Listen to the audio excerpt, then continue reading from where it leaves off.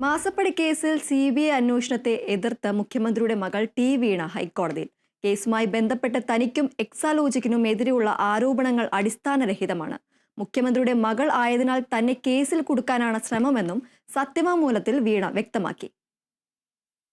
കരിമണൽ company CMRL Exalogic ദുരൂഹ സാമ്പത്തിക ഇടപാടിൽ CBI അന്വേഷണം ആവശ്യപ്പെട്ടുള്ള പൊതുതാൽപര്യ ഹർജിയിൽ നൽകിയ എതിർ സത്യവാങ്മൂലത്തിൽ ആരോപണങ്ങൾ ശക്തമായി നിഷേധിക്കുകയാണ് മുഖ്യമന്ത്രിയുടെ മകൾ വീണ.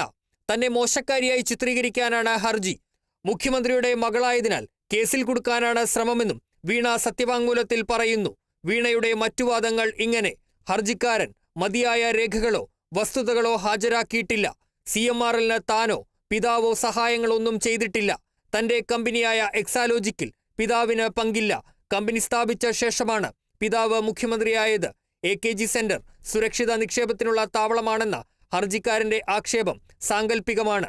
AKG സെന്ററിന്റെ വിലാസം ഉപയോഗിച്ചതിനല്ല കമ്പനി രജിസ്ട്രാർ പിഴ ചുമത്തിയത്, മറിച്ച് രജിസ്ട്രേഡ് ഓഫീസിന്റെ രേഖകൾ കൃത്യമല്ലാത്തതിനാലാണ്. ആരോപണവുമായി ബന്ധപ്പെട്ട് കേന്ദ്ര ഏജൻസിയായ SFIO അന്വേഷണം നടത്തുന്നുണ്ട്. അന്വേഷണവുമായി താൻ പൂർണ്ണമായും സഹകരിച്ചിരുന്നു. സമാന്തരമായി മറ്റൊരന്വേഷണം തങ്ങളുടെ ന്യായമായ അവകാശങ്ങൾ ലംഘിക്കുന്നതാണെന്നും ഹർജി തള്ളണമെന്നും വീണ സത്യവാങ്മൂലത്തിൽ ആവശ്യപ്പെട്ടു. CBI അന്വേഷണം ആവശ്യപ്പെട്ട് കൊച്ചിയിലെ മാധ്യമപ്രവർത്തകനായ MR അജയനാണ് കോടതിയെ സമീപിച്ചത്. കേസിൽ മുഖ്യമന്ത്രിയും സത്യവാങ്മൂലം സമർപ്പിച്ചിട്ടുണ്ട്. Kerala vision news, Kochi.